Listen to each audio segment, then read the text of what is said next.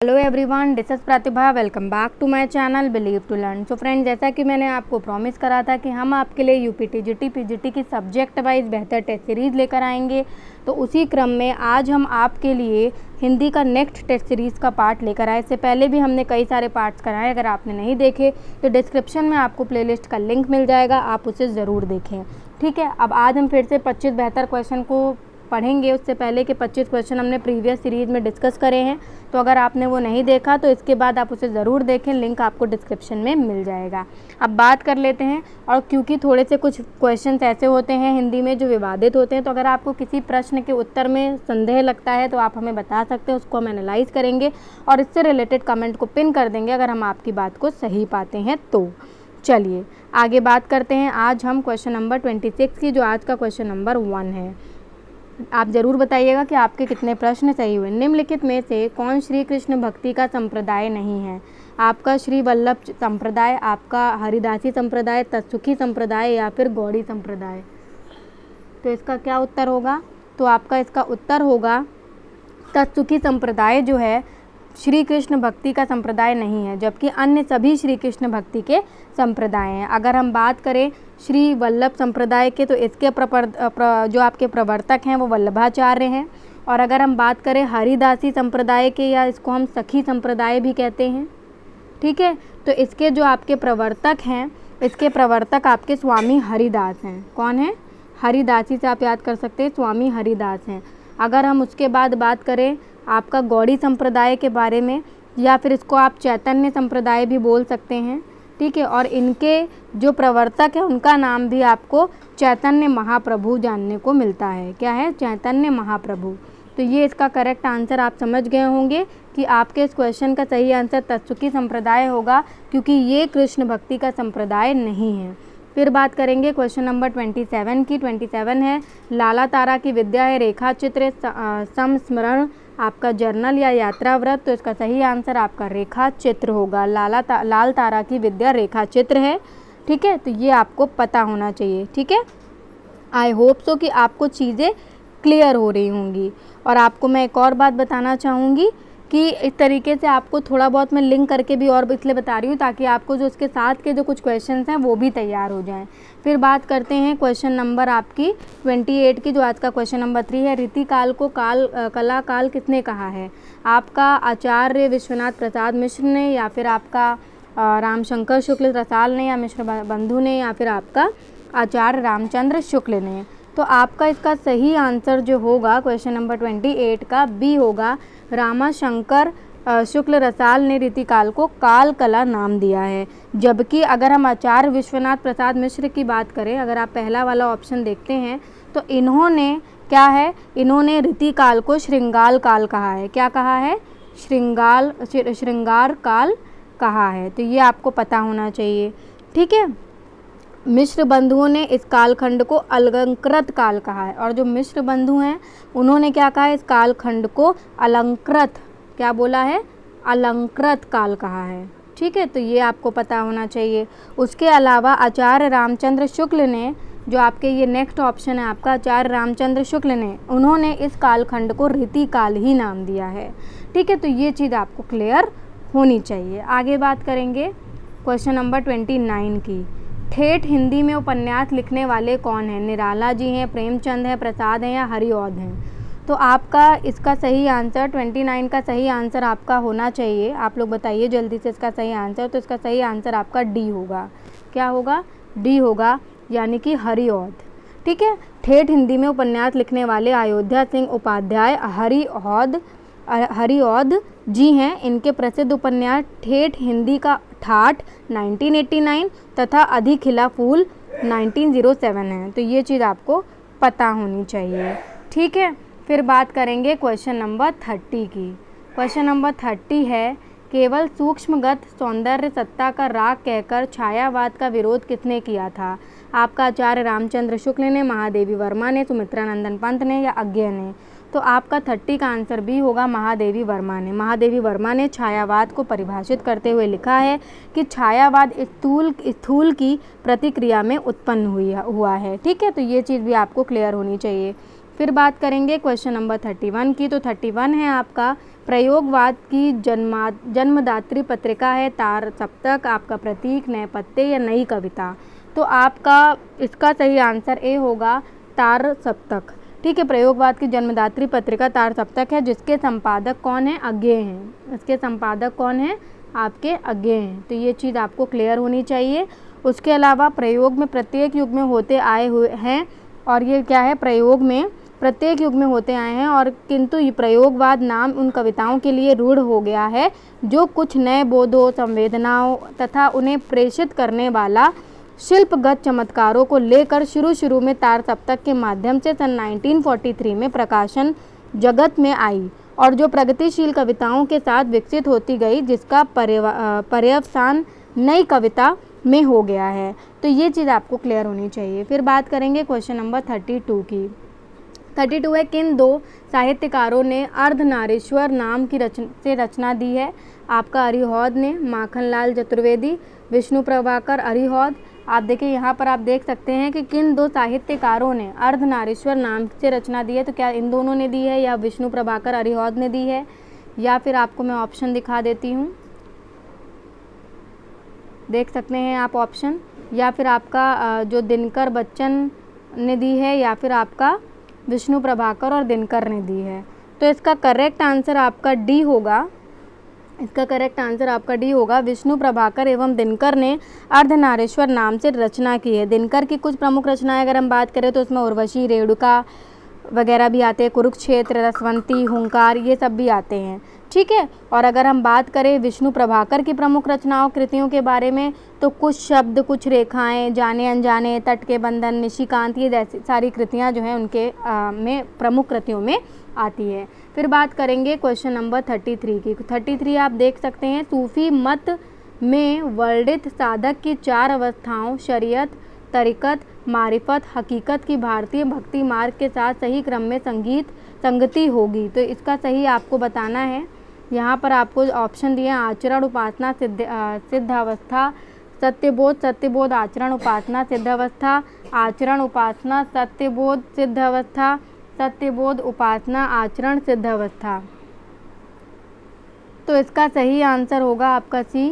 सूफी मत में वर्णित साधक 4 अवस्थाओं शरीयत, तरीक़त, आपका 4 अवस्थाएं जो हैं शरीयत, तरीक़त और आपका मारिफत, हकीकत की भारतीय भक्ति मार्ग के साथ सही क्रम में संगति होगी आपकी आचरण, उपासना, सत्यबोध और आपका सिद्धावस्था। ठीक है, तो ये आपको पता होना चाहिए। उसके अलावा आगे बात करेंगे 34 की। भारतेंदु का खड़ी बोली में रचित कविताओं का संग्रह किस नाम से प्रसिद्ध है? फूलों का गुच्छा, प्रेम तरंग, प्रेम सरोवर, प्रेम माधुरी। तो आपका 34 का सही आंसर जो होगा वो ए होगा, फूलों का गुच्छा। हिंदी भाषा में प्रबल हिंदीवादी के रूप में सामने आने पर भी भारतेंदु जी ने उर्दू शैली में कविताएं लिखी, और काव्य रचना के साथ ब्रज भाषा को ही उपयुक्त मानने पर भी वे खड़ी बोली में दशरथ विलाप और फूलों का गुच्छा कविताएं लिखते दिखाई देते हैं। उनकी काव्य कृतियों की संख्या 70 है, जिनमें प्रेम पचासा, प्रेम फुलवारी, वेणुगीत आदि विशेषता उल्लेखनीय हैं। तो ये चीज़ आपको पता होनी चाहिए। फिर बात करेंगे क्वेश्चन नंबर 35 की। उत्तर आधुनिक चिंतन की एक निष्पत्ति निम्नलिखित में से क्या है? एकार्थता, अनेकार्थता, आपका सर्वार्थता या फिर अर्थनिरपेक्षता। तो आपका 35 का सही आंसर डी होगा, अर्थनिरपेक्षा, निरपेक्षता। उत्तर आधुनिक चिंतन की एक निष्पत्ति अर्थनिरपेक्षता है। ठीक है, ये चीज़ आपको क्लियर होनी चाहिए। फिर बात करेंगे क्वेश्चन नंबर 36 की। आचार्य शुक्ल का निबंध संग्रह चिंतामणि सर्वप्रथम किस नाम से प्रकाशित हुआ? आपका विचार कौस्तुभ के, विचार मणि के, विचार बैन के या विचार विधि के। तो आपका 36 का आंसर डी होगा, विचार विधि के। मतलब आचार्य रामचंद्र शुक्ल का निबंध संग्रह चिंतामणि सर्वप्रथम विचार विधि नाम से 1930 में प्रकाशित हुआ। कब प्रकाशित हुआ है? 1930 में प्रकाशित हुआ। चिंतामणि के 3 भाग हैं, तीसरे भाग का संपादन भी नामवर सिंह ने किया है। तो ये चीज़ आपको क्लियर होनी चाहिए। फिर बात करेंगे क्वेश्चन नंबर 37 के। साथ में जो चीज़ बताते जाते हैं, अगर आपको इम्पॉर्टेंट लगे, आप सबको लगता है कि अभी तक आपने ये चीज़ नहीं पढ़ी, तो आप उसको क्या कर सकते हैं, उसको लिख सकते हैं कहीं। रस को नाट्य एक सीमित रखने का सर्वप्रथम विरोध किसने किया? भामा ने, रुद्रट ने, आपका आनंद वर्मन ने, अभिनव गुप्त ने। तो आपका 37 का सही आंसर डी होगा, अभिनव गुप्त ने। रस को नाट्य तक सीमित रखने का सर्वप्रथम विरोध करने वाले अभिनव गुप्त हैं। रस का स्वरूप स्पष्ट करते हुए अभिनव गुप्त ने यह प्रतिपादित किया कि रस नाटक या काव्य रचना का कोई एक अंग या तत्व नहीं है, अपितु वह समस्त रचना में व्याप्त सर्वांगीण तत्व है। तो ये चीज़ आपको क्लियर होनी चाहिए। फिर बात करेंगे क्वेश्चन नंबर 38 की। वेड़ी संहार नाटक का अंगी रस है, वीर है, श्रृंगार है, रौद्र है या फिर आपका शांत है। तो इसका सही आंसर आप सभी को देना है। तो इसका सही आंसर आपका ए होगा, वेड़ी संहार नाटक का अंगी रस वीर रस है। इसके रचनाकार भट्ट नारायण हैं। ठीक है, तो ये आपको पता होना चाहिए। फिर बात करेंगे क्वेश्चन नंबर 39 की। 39 है, हिंदी प्रदीप नामक पत्र निम्न में से किसके द्वारा निकाला गया? प्रताप नारायण मिश्र के द्वारा, बालकृष्ण भट्ट के द्वारा, ठाकुर जगमोहन सिंह के द्वारा या इनमें से कोई नहीं। तो 39 का आपका सही उत्तर होना चाहिए डी। बालकृष्ण भट्ट ने हिंदी प्रदीप नामक पत्र निकाला। इनका जन्म प्रयाग में 1844 ईस्वी में हुआ। ये निबंधकार, समीक्षक और नाटककार थे। तो ये चीज़ आपको क्लियर होनी चाहिए। फिर बात करेंगे क्वेश्चन नंबर 40 की। तो 40 है, आचार्य रामचंद्र शुक्ल ने प्रेमाख्यान परंपरा का हिंदी में प्रवर्तक प्रथम कवि किसे माना है? कुतुबन को, आपका ईश्वरदास को, मुल्ला दाऊद को या असाइद को। तो आपका 40 का सही आंसर ए होगा, कुतुबन को। फिर बात करेंगे, जो आचार्य रामचंद्र शुक्ल ने प्रेमाख्यान परंपरा का प्रथम कवि कुतुबन को माना, और कुतुबन ने मृगावती 1501 की भी रचना की है। तो ये भी आपको पता होना चाहिए इनके बारे में। फिर बात करेंगे क्वेश्चन नंबर 41 की। 41 है आपका, निम्नलिखित कथनों पर विचार कीजिए। प्रगतिवादी समाजवादी उपन्यास का विषय भी समाज है, परंतु वे समाज की समस्याओं का हल मार्क्सवादी समाजवादी दृष्टि से करते हैं। दूसरा आपको दिया गया है कथन, दूसरा भी कथन देख लेते हैं, आप देख सकते हैं। दूसरा कथन दिया है कि अमृत राय ने नागफनी का देश नामक उपन्यास लिखा। अब इन दोनों कथनों में से कौन सा कथन सही है आपको बताना है। केवल एक सही है, दो सही है, एक व दो सही है, ना तो एक सही है ना तो दो सही है। तो आपका 41 का सही आंसर सी होगा, एक और व दो दोनों ही सही हैं। प्रगतिवादी समाजवादी उपन्यास मार्क्सवादी विचारधारा स्थापित करते हैं। यहाँ भी उपन्यासों का विषय समाज है, परंतु वे समाज की समस्याओं का हल मार्क्सवादी समाजवादी दृष्टि से करते हैं। ये सारी समस्याओं को उत्पादन प्रणाली या अर्थव्यवस्था से जोड़कर देखते हैं तथा वर्ग संघर्ष के माध्यम से समाधान की वकालत करते हैं। इस धारा के एक प्रमुख उपन्यासकार अमृत राय हैं, जिन्होंने नागफनी का देश नामक उपन्यास लिखा है। तो दोनों ही कथन जो है वो आपके सही होंगे। फिर बात करेंगे क्वेश्चन नंबर 42 की। तो 42 है आपका, निम्नलिखित युग्मों पर विचार कीजिए। आपका रचना और उसके लेखक दिए गए हैं, जिसमें आपका दादा कामरेड, रांगे राघव, वोल्गा से गंगा, राहुल संकृत्यायन और घरौंदा यशपाल जी आपको दिखाई दे रहे हैं। तो यहाँ पर आपको विचार करना है और सही युग्म में आपका बताना है कि ये जो आपको दिए गए हैं युग्म, इसमें से कौन सा सही है। केवल एक सही है आपका, केवल दो सही है, तीन सही है, एक दो तीन तीनों ही सही, आपके तीनों सही हैं। तो 42 का आपका सही आंसर बी होगा, केवल दो सही है। क्या है? केवल दो सही है। दादा कामरेड जो है वो यशपाल जी ने लिखा है। ठीक है, अगर हम बात करें दादा कामरेड की, तो आपका ये किसने लिखा है? ये किसने लिखा है? ये आपका यशपाल जी ने लिखा है। किसने लिखा है? यशपाल जी ने लिखा है। और वोल्गा से गंगा आपका जो लिखा है राहुल सांकृत्यायन ने लिखा है। तो ये बिल्कुल सही है। उसके अलावा अगर हम बात करें घरौंदा की, तो घरौंदा आपका लिखा है रांगे राघव ने। थोड़ा सा ऊपर नीचे दिया गया था, इसी वजह से बोला गया कि केवल दो इसका सही आंसर होगा। नेक्स्ट बात करेंगे क्वेश्चन नंबर 43 की। निम्नलिखित युग्मों पर विचार कीजिए। आपको उपन्यास और लेखक दिए हैं। गंगा मैया का बताया गया भैरव प्रसाद गुप्त, बीच का बताया गया यशपाल, झूठा सच का बताया अमृत राय। तो आपको इसका सही आंसर जो है वो बताना है। ठीक है, तो यहाँ पर आप देख सकते हैं, आपको बताना है कि केवल एक सही है, केवल दो सही है, केवल तीन सही है, एक दो तीन सही है। तो इसका सही आंसर आपका होगा कि केवल एक सही है। मतलब गंगा मैया जो है, गंगा मैया के जो लेखक हैं वो आपके भैरव प्रसाद गुप्त जी हैं। बाकी अगर हम बीच की बात करें तो उनके लेखक अमृत राय हैं, जबकि झूठा सच के लेखक जो हैं वो आपके यशपाल जी हैं। तो ये चीज़ आपको क्लियर होनी चाहिए। फिर बात करेंगे क्वेश्चन नंबर 44 की। 44 है आपका, आप देख सकते हैं यहाँ पर, एक मिनट में आपको स्क्रीन पर दिखा देती हूँ। ओके, नेक्स्ट आपके 44 आपकी स्क्रीन पर है, आप देख सकते हैं। यहाँ पर भी आपको सूची 1 को सूची 2 के साथ सुमेलित करना है और सूचियों के नीचे दिए गए कूट के आधार पर सही उत्तर का चयन करना है। सूची 1 दी है, सूची 2 दी है, यहाँ पर भी उपन्यास और लेखक दिए गए हैं। पार्टी कामरेड, परती परिकथा, कब तक पुकारूं, इसमें पार्टी कामरेड के जो लेखक दिए हैं यशपाल हैं, परती परिकथा के नागार्जुन और कब तक पुकारूं फणीश्वर नाथ रेणु जी। तो अब यहाँ पर आपको बताना है और डी आपको भी दिया गया है कि यहाँ पर आपको मिलान करना है, बलचन्मा रांगे राघव जी। तो अब आप यहाँ पर देख लीजिए और इसको मिलान कर लीजिए और नीचे आपको ये कूट दिए गए हैं, उस हिसाब से आप यहाँ पर मिलान कर सकते हैं। तो अगर मैं आपको बताऊँ तो इसका सही उत्तर बी होगा। ठीक है, बी इसका सही उत्तर होगा, क्योंकि पार्टी कामरेड के जो आपका जो पार्टी कामरेड है उसके आपके यशपाल जी हैं, जबकि पार्टी परिकथा आपको मैं दिखा देती हूँ, ऊपर देख सकते हैं आप। पार्टी कामरेड के जो आपके हैं वो यशपाल जी हैं, जबकि अगर परती परिकथा की बात करें तो उसके जो हैं वो फणीश्वर नाथ रेणु जी हैं, जबकि कब तक पुकारू के रांगे राघव जी हैं। और अगर बलचन्मा की बात करें हम तो इनके जो हैं वो आपके नागार्जुन हैं। तो इस तरीके से अगर मिलान करें तो आपका बी आंसर बिल्कुल करेक्ट होगा। फिर बात करेंगे क्वेश्चन नंबर 45 की।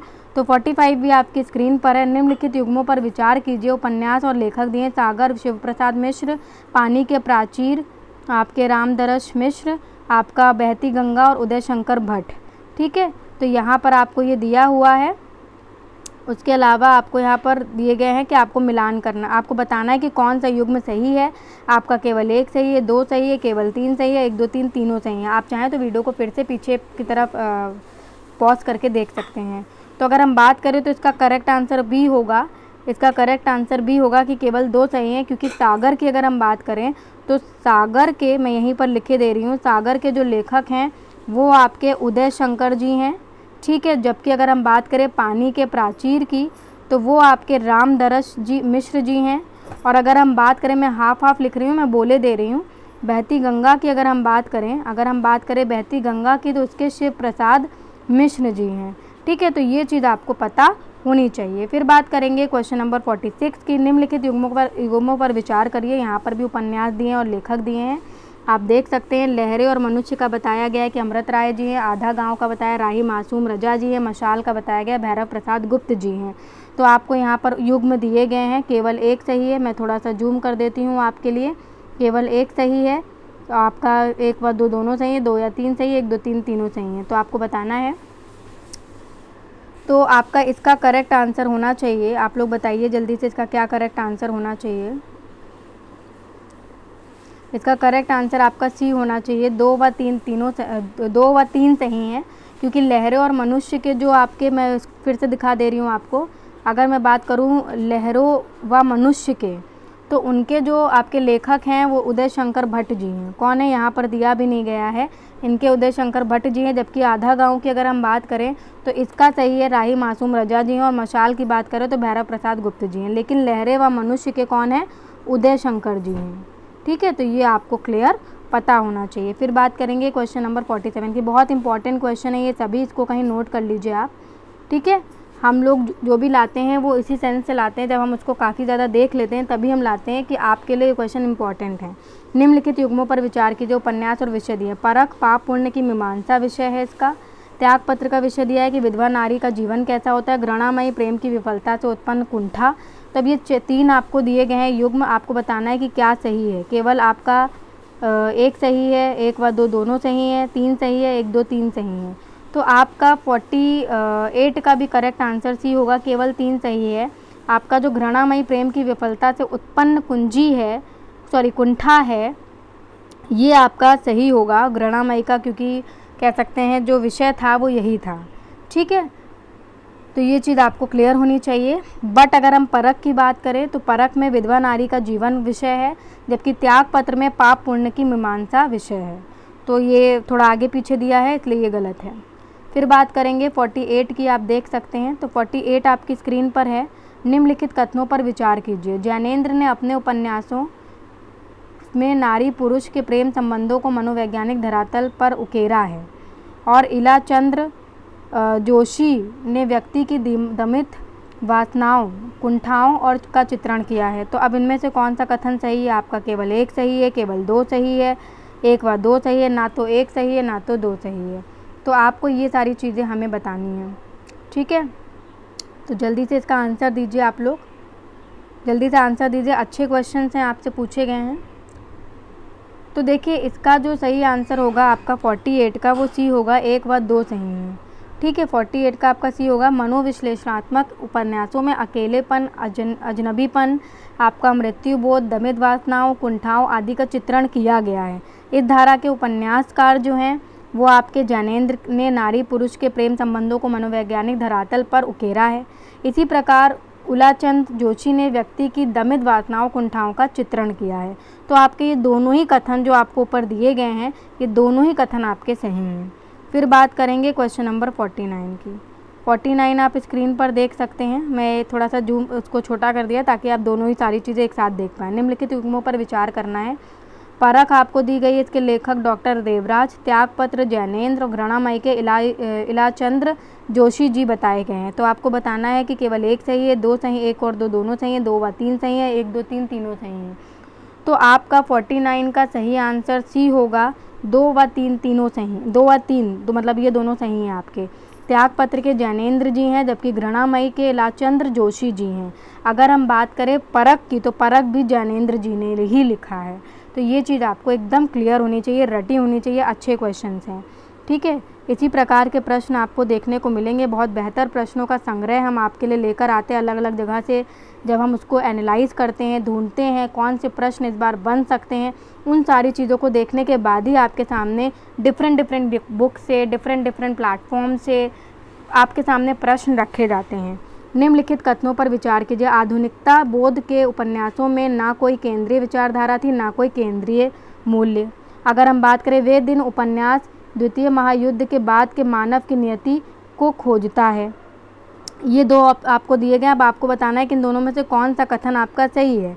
आपका केवल एक सही है, दो सही है, एक व दो सही है, ना तो एक सही है ना तो दो सही है। तो अगर हम बात करें तो इसका सी आंसर होगा, दोनों ही सही हैं, क्योंकि आधुनिकता यानी कि बोध प्रेमचंदोत्तर युगीन उपन्यास की एक नई धारा है और इस धारा के उपन्यासों में ना कोई केंद्रीय विचारधारा थी और ना ही कोई केंद्रीय मूल्य था। इसी धारा का एक महत्वपूर्ण उपन्यास है वे दिन, जिसके लेखक निर्मल वर्मा हैं और इसमें द्वितीय विश्व युद्ध के बाद मानव की नियति की खोज चित्रित है।